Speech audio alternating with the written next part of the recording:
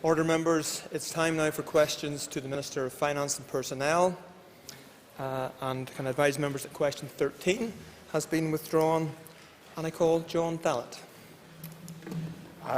Question Hain, Lascan Carla, Legia Hull. Question number 1, Deputy Speaker, if you please.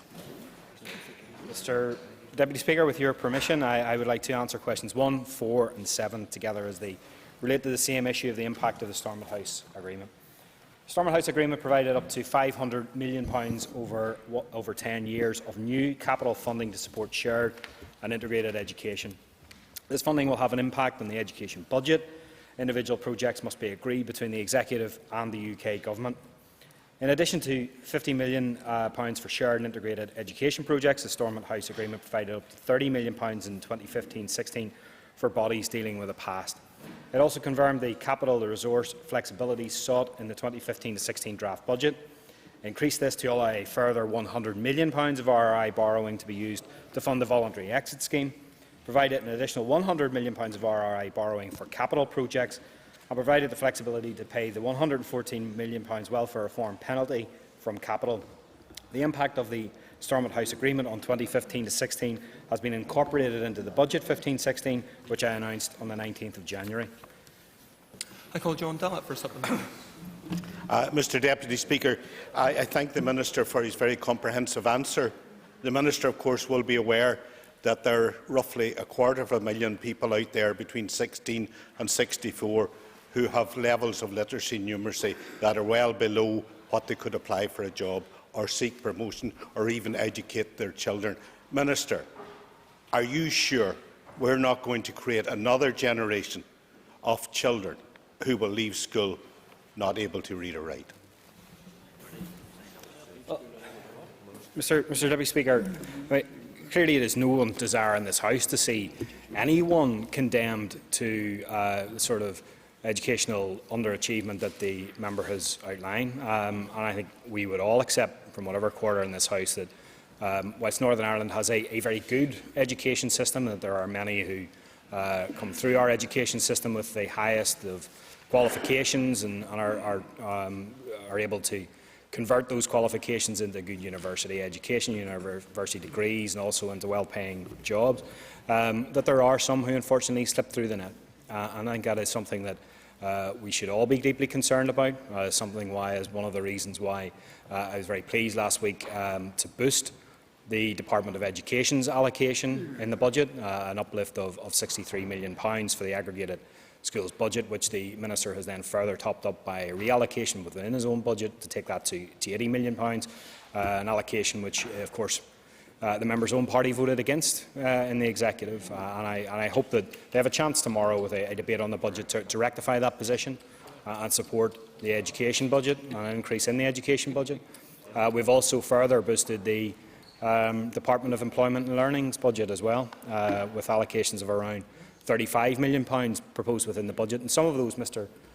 Deputy Speaker, are successful change fund bids, one of which is actually deliberately for 14 to 16-year-olds who have issues and problems with educational achievement, and that is a joint project between the Department of Employment and Learning and the Department of Education. I think that's exactly the sort of project and scheme that I wanted to see coming forward through the Change Fund, and I think it's exactly the sort of scheme that this House should be supporting. I call Oliver McMullen. I call Oliver McMullen. Thank you for that answer. Can I ask you on the spend within your budget? I tabled a question to you, but maybe I can get it quicker today. On the spend not there within the ambulance service, where do you see that money going? Will you hand it to the Minister of Health, or what way is that money distributed to all the ambulance stations? Can I remind members the questions on the education budget? Minister may wish to comment.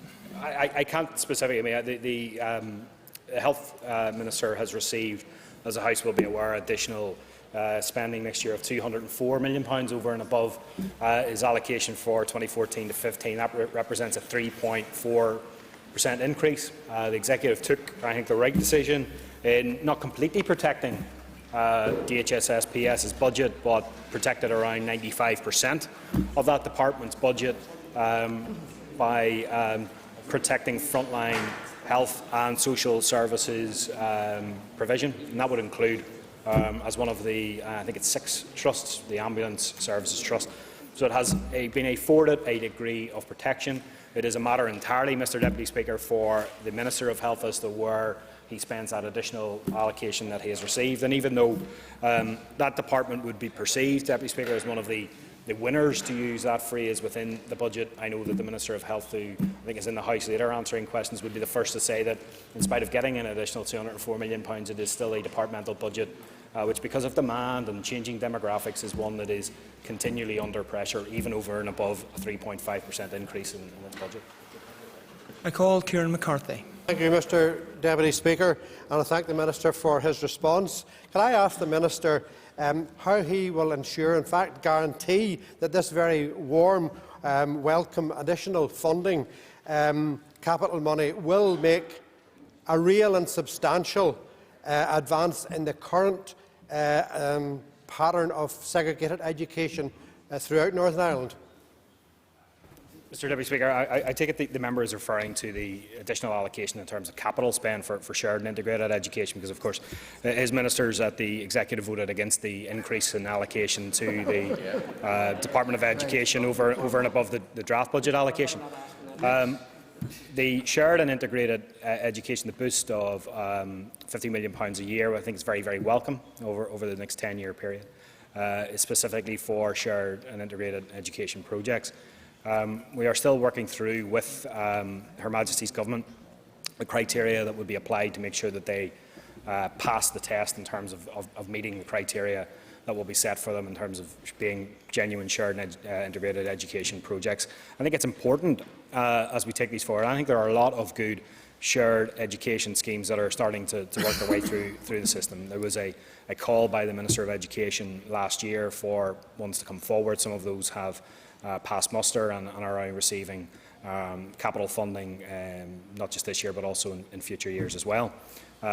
It is important, I think, that one of the criteria that we apply to this additional funding, Deputy Speaker, is that it is capable of saving us money. And I think whilst there are other objectives around shared education in terms of bringing children from different backgrounds together to be educated in the one place, we can't lose sight of the fact as well that this is money that is there to help us to save money in the longer term. And in that sense, the shared education projects, not only being of good social and educational value, also will have to save us money in terms of our budget, because, as the member knows and the House knows, in spite of what is, I think, a much better budget than the draft budget and better budget than we thought we might have been able to bring forward, there are still huge pressures moving forward, not least in the education sphere. So it's important that the projects that do come forward also help us to save some money. I call Paul Girvan. Thank the Minister for his answers thus far. And I'm just wondering, does the Minister share the concern expressed by some that the Executive is now too dependent upon borrowing? Mr Deputy Speaker, it was a point that was picked up by some during the debate last week, or the statement after the statement last week around the budget, that the Executive is now borrowing around £1.8 billion, and on the face of it, that's a lot of money. It compares unfavourably if you do a per head of the population calculation compared to the other devolved administrations in Scotland and in Wales. First point that's worth noting is that both Scotland and Wales would like to be able to borrow more, particularly in Wales. I met with the Welsh Finance Minister earlier this month. Her administration is only allowed to borrow £400 million, and she would like to borrow a lot more than that. It's actually quite envious of our ability to borrow up to £3 billion. The £1.8 billion that we have borrowed to date has been able to finance infrastructure projects that otherwise, Mr Deputy Speaker, would not have been able to be financed. And we have also been able to capitalise some costs around the Northern Ireland Civil Service equal pay claim and bring forward a rescue package for the Presbyterian Mutual Society. Again, that would not have been done and been able to be done without that ability to borrow that money. And as we move forward, whilst yes, there is a cost in terms of repaying the interest annually of around £3 to £4 million per £100 million that we borrow, it is significant, and I think has changed the Executive's approach to borrowing that the £700 million flexibility that we're allowed with our RI borrowing to borrow specifically for a voluntary exit scheme will save for every £100 million we spend around £60 million. So about £500 million for that £700 million will be saved. And that obviously puts a very different complexion upon borrowing moving forward than it might have done without that payback that there will come from a voluntary exit scheme. I call Danny Kinahan.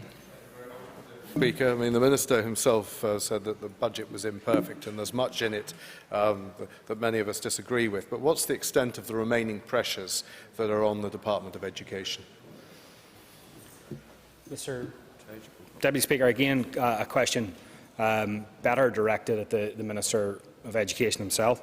I did have conversations with the Minister of Education, as indeed I did have a meeting with all ministers leading up to discussions and agreement around the budget, and I understand that the Minister himself was bringing forward pressures of £160 million within the budget. It had been reduced by under £100 million in the draft budget. I think there was roughly another £60 million worth of pressures. Now, I'm sure that if the member and I were to pore over all of those pressures, we may not be in agreement with the Minister of Education that they were all legitimate pressures, or that the totality of them were legitimate in terms of the cost pressures being placed upon that department. But very, very clearly, the additional allocation of £60 million, which was the lion's share, as I described it, of that additional money that was being allocated, will go some way to help the Minister particularly, and I think this was my primary concern, I think it ought to have been the House's primary concern, that the impact of reductions in expenditure, which the department will still face, should be limited away from the classroom. And certainly that £63 million allocation, which the Members' Party also voted against, topped up by additional allocation by the Minister of Education himself to a total of £80 million, will certainly assist in ensuring that the classroom is protected and defended in the next financial year. Moving on, I call Raymond McCartney. The whole question number 2, please. With your permission, Mr. Deputy Speaker, I'd like to answer questions 2, 3, 5 and 12 together, as they all relate to the transfer of corporation tax rate setting powers. As I'm sure members are aware, the UK Government introduced the Corporation Tax Northern Ireland Bill into the House of Commons on the 8th of January 2015. This will enable the transfer of corporation tax rate setting powers to the Northern Ireland Assembly from April 2017. The passage of the bill through the UK Parliament is conditional on the implementation of key measures to deliver sustainable finances for Northern Ireland. And therefore, while I welcome the progress that has been made so far, this momentum must be maintained. In terms of the proposed design of the Northern Ireland regime, Her Majesty's Government has indicated that it is confident that this will be Azores compliant. That view has been reached because Northern Ireland has institutional autonomy and it has its own administrative status. It will have procedural autonomy, since this Assembly will have the ability to set a rate free from Westminster influence. And furthermore, it will have economic autonomy because the block grant here will be adjusted to reflect the corporation tax revenues forgone by Her Majesty's Government. With regards to the economic impact, research commissioned by the Department of Enterprise, Trade and Investment demonstrates a very strong case for reducing corporation tax. The research conducted by Ulster University's Economic Policy Centre suggests that if a reduced rate of 12.5% was implemented from April 2017, productivity would be 5.9% higher by 2033 than it otherwise would have been. In addition, the economy would be 11% larger and 37,500 net new jobs would be created. Of course, Mr. Deputy Speaker, the potential benefits and associated costs of a reduced corporation tax will depend on the rate that is struck and the timing of when that lower rate might be applied. Ultimately, these will be matters for the Executive and Assembly to decide in due course. I call Raymond McCartney for supplementary. Thank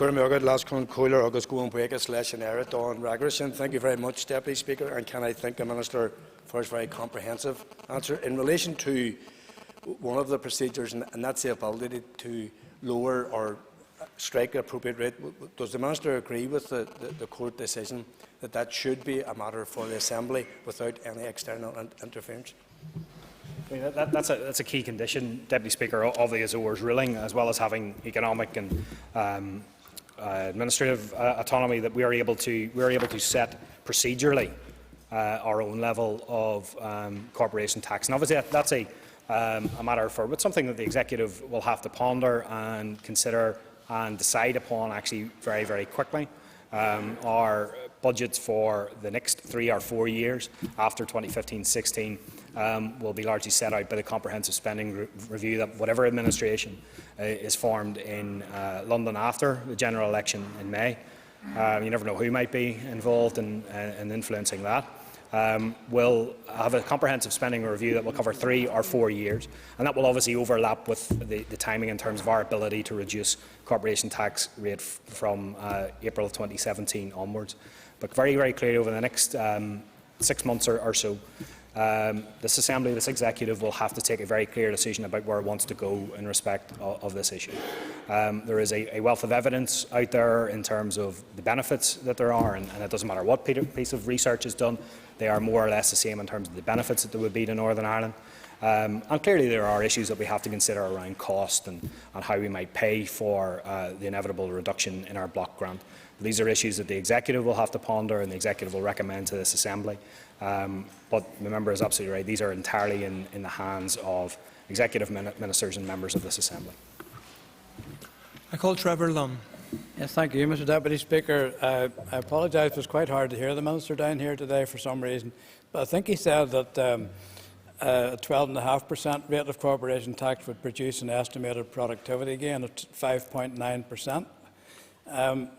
How does he square that, or would he agree with his ministerial colleague, the Minister for Enterprise, who gave the opinion recently that an introduction of corporation tax would actually produce a £3,000 per annum increase in the average wage packet?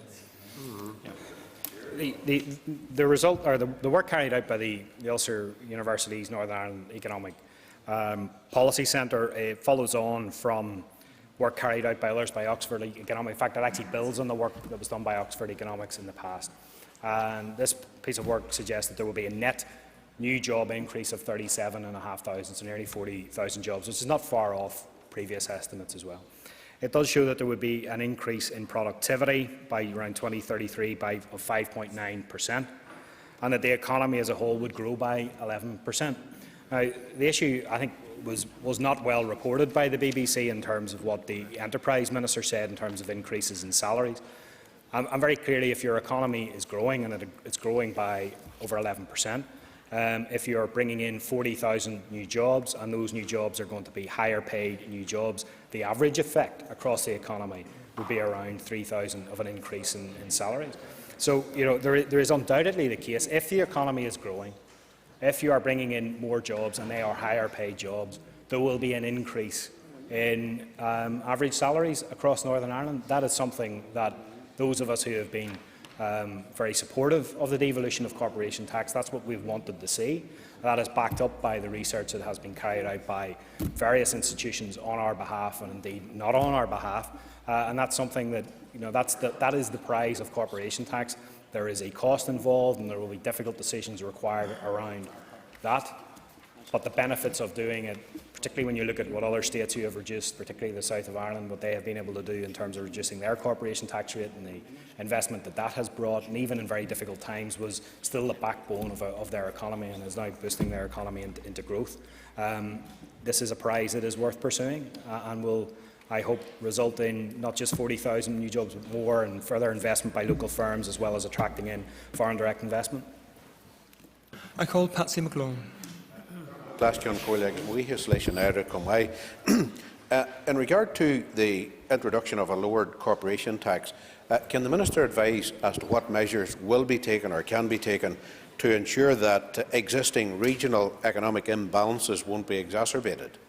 Well, Mr Deputy Speaker, I'm not sure what procedurally has happened in terms of who's been called, but the reduced rate of corporation tax will apply to all firms across Northern Ireland, irrespective of where they are located. And I've had occasion to visit the members' constituency, indeed Mr McRae's constituency as well, and visiting some of our biggest manufacturers who are based in that neck of the woods. I think it's one of our sort of almost well-hidden secrets that 40% of the world's mobile screening equipment is made in County Tyrone. And there are firms who have already invested there, I think, who would be well placed to expand. And Northern Ireland, within the sort of group portfolio that many of those, because there's Swedish-owned companies, American-owned companies operating in County Tyrone, who would perhaps see a reduced rate of corporation tax as an opportunity to expand their operations there. So this is not a policy that is particularly aimed at benefiting one part of Northern Ireland over another. Indigenous firms, irrespective of where they're located, will be paying a lower rate of corporation tax, and clearly it is up to all of us right across Northern Ireland, aided and assisted by Invest Northern Ireland, but also with the new local government institutions in place to try to work to attract investment into whether it be Mid-Ulster or whatever part of Northern Ireland. So I think it is something that will reap benefits for everyone in Northern Ireland, in all parts of Northern Ireland. I call Ian McCrae. Thank you, Deputy Speaker. A lot has been talked about budgets and trying to sort out departmental budgets. Can the Minister outline what work has been done in respect of preparing for any reduction that may come about with the reduction in corporation tax? Mr. Deputy Speaker, there's no work as such included within the 2015-16 budget, which is laid before the House last week and we debated tomorrow. And that's because we don't have to deal with the reduction in the block grant. Won't come until we have reduced the rate of corporation tax here in Northern Ireland, and there is that gap then. And that won't be until its earliest, until the financial year 2017-18, as I pointed out to Mr McCartney earlier, as the executive plans for whether it be a 3 or a 4 year budget coming out of the next comprehensive spending review. That is obviously something that we will have to bear in mind in crafting that budget, which will actually have to be done towards the end part of this year. What I was keen to do, and the executive agreed, that it was important that the budget for 15-16 do as much as it can in order to plan in a more material way for, rather than the reduction in spending, but in terms of skills and continuing to attract investment. And a lot of now that we have the legislation proceeding through Westminster, it is a good time for Invest Northern Ireland to change what it does and go out and sell Northern Ireland as a place to invest in anticipation of a lower rate of corporation tax. That's why I was keen to support and enhance their budget, and their budget has increased by over 10% next year. Similarly, it is important that we still create a pipeline of skilled workers who are the engine of any economy.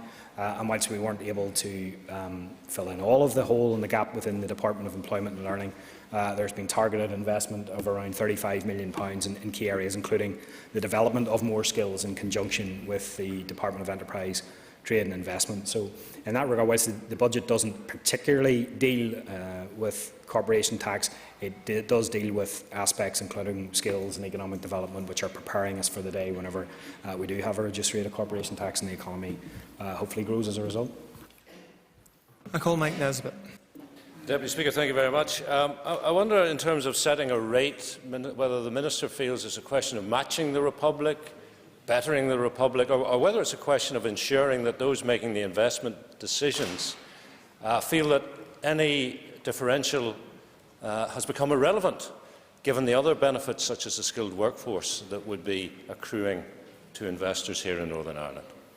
These are, Mr Deputy Speaker, these are important points that are very much worthy of discussion, and the executive would be wrong to proceed just directly to a particular rate, because that's the rate that it has in mind.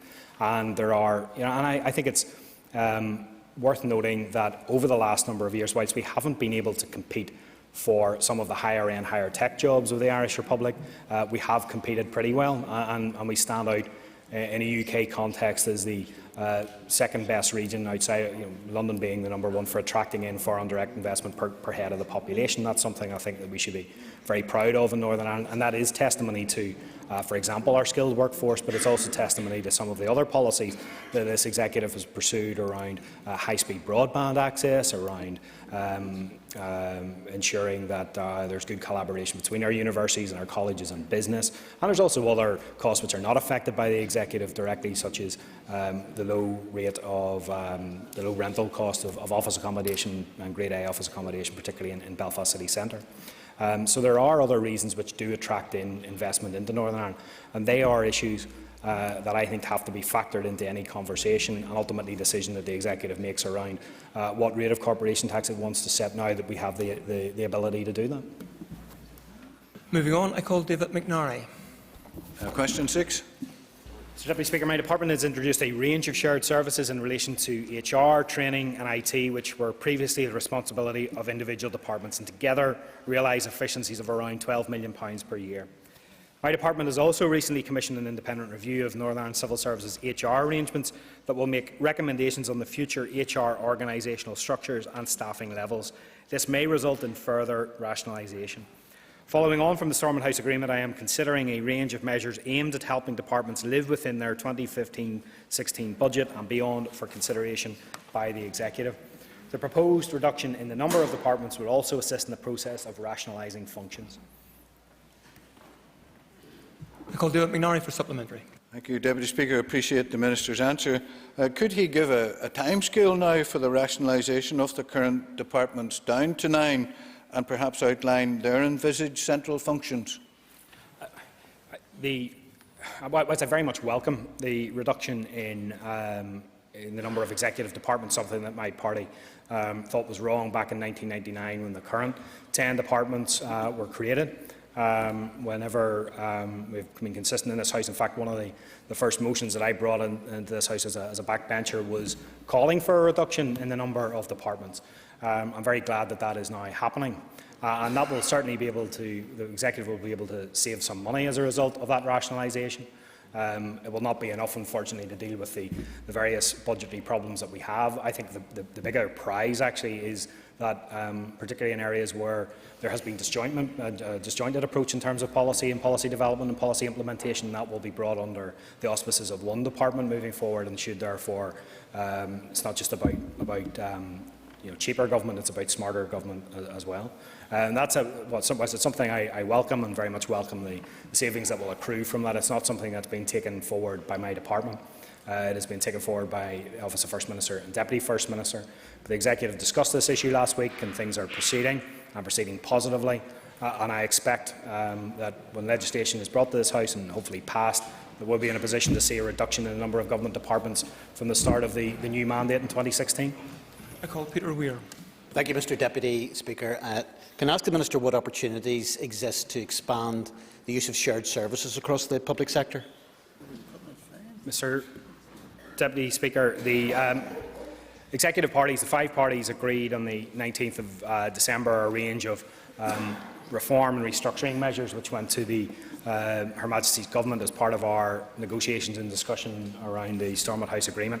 I then subsequently developed that into a reform and restructuring plan which has gone to and passed the Executive last Thursday, and that includes various elements. It includes a voluntary exit scheme which was mentioned earlier, but it also includes the expansion of shared services, because whilst there has been a lot of consolidation, rationalisation at a central departmental level, that hasn't always expanded out into arm's length bodies and other agencies. So the Executive has now agreed that every central government body should be brought onto shared services platforms whenever contracts permit, and that also, interestingly, that local government, given where they are in terms of reform, should also be encouraged to avail of the opportunities that our shared services around IT and HR and networks and other areas present for them to save money, and save money very, very quickly actually as well.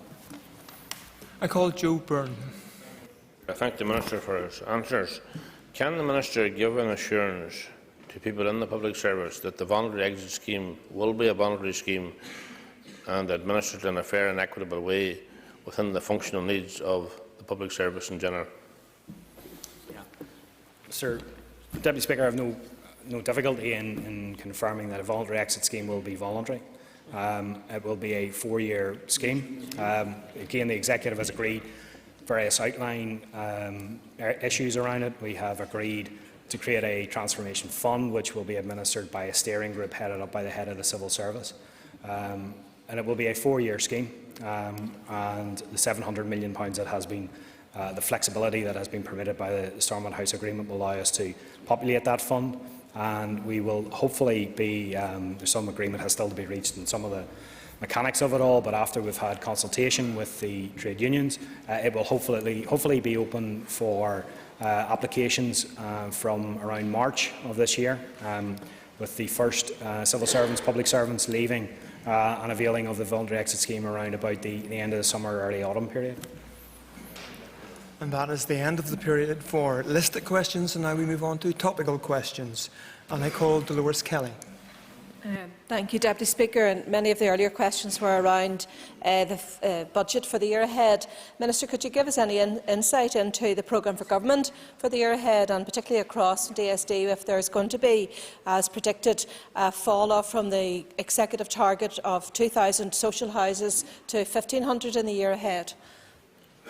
Mr Deputy Speaker, I'm sure you have noticed as well as me, as well. This is supposedly questions to the Minister of Finance personnel. It is morphed very quickly into questions for virtually every other minister within the executive. The programme for government and updating the programme for government and extending it by a further year because of the extension in our mandate isn't a responsibility of my department. It is a responsibility of the Office of First Minister and Deputy First Minister to take forward. It is that extension by a year, whilst there will be some new targets that will be put in, and I know that my own department will be adding in additional targets for a revised programme for government. Many of the existing targets will have already been met and therefore don't need to continue. Some of them do continue, and the budget has a bearing on those targets because departments don't know whether they can achieve an extension of that target if they don't have the same amount of money within their budget going towards that particular area of spend. So now that the budget is set for next year and subject to agreement, obviously, by the House tomorrow, that allows the various departments to proceed with updating, revising, changing, altering, whatever is required, the programme for government targets that are relevant to them. I call Dolores Kelly for supplementary. I hear the chastisement in the Minister's response, but given that it is the cart before the horse, per usual in this Assembly, it should come as no surprise that should ask such questions. Therefore, Minister, in relation to your own portfolio, could you tell me what is your ambition for the year ahead in asset sales and how much do you hope to raise? The Executive has set a target in the budget of around £158 million of capital receipts, which includes asset sales. The original draft budget proposal that came forward from officials was 108 million, and we thought that was not ambitious enough.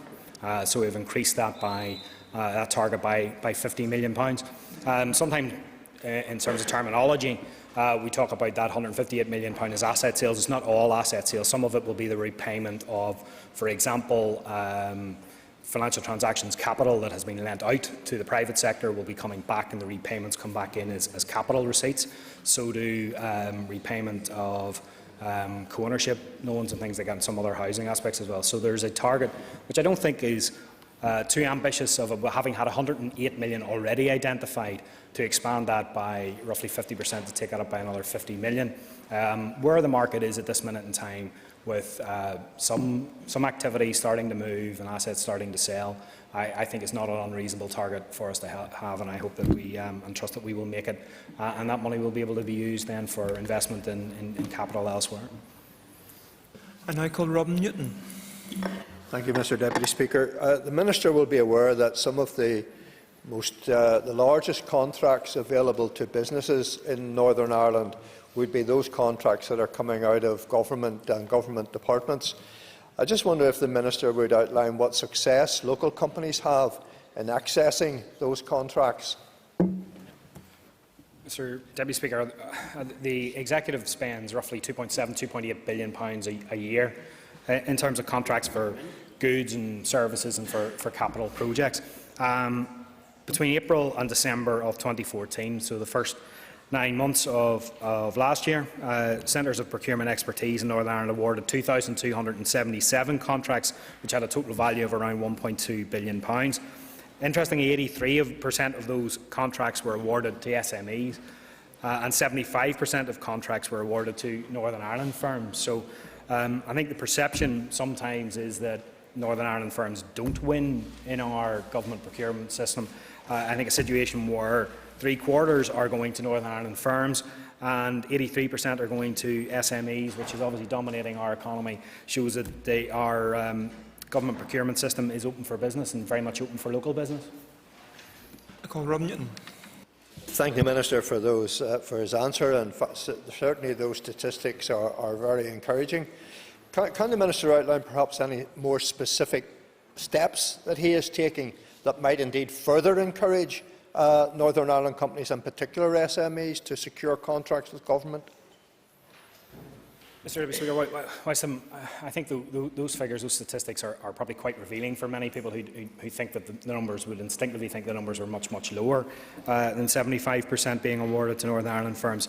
It's not a situation where I think we can rest on our laurels. I think we should be doing everything that we possibly can within the law, which is very much governed by EU directives, which have changed and are currently in the process of changing. And are changing, Deputy Speaker, I believe, in a way that will assist local firms and SMEs to gain more contracts. A couple of things that I can think of that we are actively involved in trying to encourage our small, medium-sized enterprises to get involved in procurement, because many of them, I think, are put off by the size and scale of them, and perhaps even sometimes the complexity. CPD, Centre Procurement Directorate, has been working very closely with Intertrade Ireland, who runs several Meet the Buyer events across Northern Ireland and the Republic of Ireland each year. I attended one recently at the Remit Hotel in Shaw's Bridge, and there was several hundred local. There was lots of public sector buyers from both sides of the border, and there were hundreds and hundreds of local companies speaking to them about what they offer, what they could, and just having a good conversation about what might be possible. And I think a lot of business was done at that and done as a result of all of that. Another way in which I'm trying to simplify the process so that local SMEs can see much more clearly what work is going on is to launch a new tendering system in April of this year, which will be called e-tenders NI, and that will simplify and standardise our approach, making it easier for firms in Northern Ireland to complete tenders. So anything that we can do digitally, process-wise, or just introducing local firms with those within the public sector on both sides of the border. Actually, I think there's huge opportunities for us to sell in Northern Ireland firms to sell into the Irish Republic as well. I think it's something that we'll continue to pursue. I now call John Dallat. Mr Deputy Speaker, I know the Minister will be as disturbed as I am at the upsurge in criminal activity of paramilitary groups leading to the murder of Brian Michael Haga and Ballymoney. Is the Minister satisfied that these people are not getting money out of the meagre resources for this Assembly, masquerading as community workers, political researchers, or all the other lofty titles that they may give themselves? I think, Mr Deputy Speaker, we would be all very concerned, all very worried if any public funds, or indeed any funds, whatever the direction they were coming from, were finding their way into the pockets of criminal gangs, of paramilitary organisations, irrespective of what community they come from. Because, as the member would agree with me, people, whether they be loyalists in their persuasion or Republican in their persuasion, have nothing to offer this country. They only wish to drag us back. There is no support within the community for what they do. And that's why I'm very, very keen that, as I'm sure the whole House is, in pursuing all of those who are involved in paramilitary activity, those who are involved in criminal activity, should be pursued and brought to justice. I think it's very important that the Minister of Justice, who has been trying to take forward, Deputy Speaker, proposals in respect of extending the remit of the National Crime Agency to Northern Ireland, that happens, and that happens forthwith. Because with the support of the National Crime Agency and a whole range of crimes, some hideous crimes that have been in the media, where the assistance of the National Crime Agency elsewhere in the United Kingdom has been able to bring people to justice, but that has been denied to us here in Northern Ireland. I think it is high time that those who have been a roadblock in this place to the NCA extending its remit to Northern Ireland, that resistance yields and allows us to get the benefits of the NCA operating here in Northern Ireland. I call John Dallat for supplementary. Mr Deputy Speaker, I thank the Minister for his comprehensive answer, which I accept has been absolutely genuine. He may know that King John in his day had a triple lock on his chest of gold. Despite the best efforts, perhaps, is the Minister not not satisfied that we really need to redouble our efforts if this Assembly is to have a fair wind and is free from paramilitaries and all their activities? Mr Deputy Speaker, I have certainly no evidence has come to me in recent times about money being spent by whatever source within the public sector, certainly within the remit of this executive, going into dissident Republicans or indeed any paramilitary organisations. If members do have evidence of that, I would encourage and urge them immediately to raise that with the appropriate minister or with myself, and I'll pass it on. I think that the audit situation that we have in terms of many funds, I'm thinking particularly of the Peace Fund, Peace 3, Peace 4, as it will now be. Sometimes some within the community complain of it being too rigorous and too difficult, and I think that it is important to balance testing properly with ensuring that people can go about their business. Those who are legitimate can do it without having too much difficulty. So sometimes I think what we do in terms of scrutinising the work can sometimes be criticised as being a little bit too rigorous and too onerous. But given the difficulties that we have experienced in Northern Ireland in the past, and some difficulties that there may even currently be, I think it's still important that we ensure that that level of scrutiny is there. I call Samuel Gardner. Thank you, Mr Deputy Speaker. I'm sure the Minister will be pleased that I will not be putting a question to him because he has already answered it. Thank you, Minister. Ian Milne is not in his place. I call Fergal McKinney. Deputy Speaker, I wondered, could the Minister outline what are the implications for EU funding in relation to waste to energy, were the mollusk plant not to go ahead? So there's a little bit of noise in the chamber, I think, but I think he was asking was what are the plans for that money if it doesn't go ahead? Implications for EU funding were not to go ahead. There is no. There may well be in terms of the particular project that the member raises. It is a large project which will, if it goes ahead, obviously it is subject to planning permission and has to go through various processes in respect of that. And I certainly wouldn't want in my position to be influencing that one, or be seen to be influencing that one way or the other. I am not aware, although I wouldn't rule out there being the possibility of EU funding being secured by the developers of that scheme. The only interaction that I have had with that scheme has been through the budget and a bid that was put in by the Department of the Environment, who were working with the Strategic Investment Board for the development of a bid that may use financial transactions capital, which is of course a source of capital funding that we receive as an executive from Westminster and not from Europe. I call Fergal McKinney for supplementary. Thank you, Mr Deputy Speaker, and I thank the Minister. But maybe just get it hone this a little bit. My understanding was that there was money set aside in the executive, and basically what I'm asking is there any, were it not to go ahead, is there flexibility for it to be spent elsewhere? I think we've been sort of cross purposes, and I thought that was perhaps initially what he was asking. He mentioned European funding, which sort of confused me a little.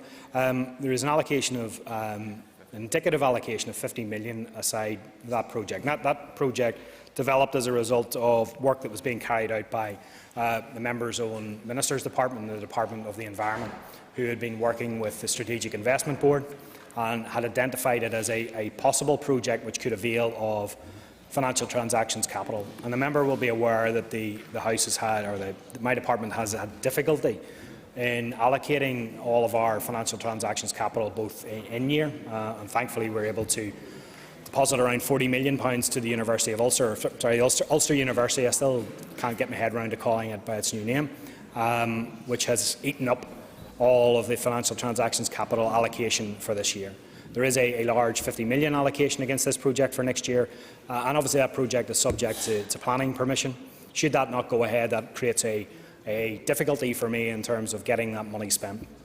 And the broader point around this is that the creation of the Northern Ireland Investment Fund, which I announced in the draft budget and topped up with a further allocation in the final budget, is an opportunity for us to deposit money from financial transactions capital that may not be spent in year to be spent on projects in future years. So, whilst I would be concerned if the project wasn't able to absorb that amount of money, I accept that it may not be able to because it is subject to planning and various other processes. Whilst it would create some difficulty for us in spending that, I will continue to encourage ministers to bring forward schemes that can use financial transactions capital so that we can use all of this, whilst new but very, very difficult source of funding to spend. And that is the end of questions to the Minister of Finance.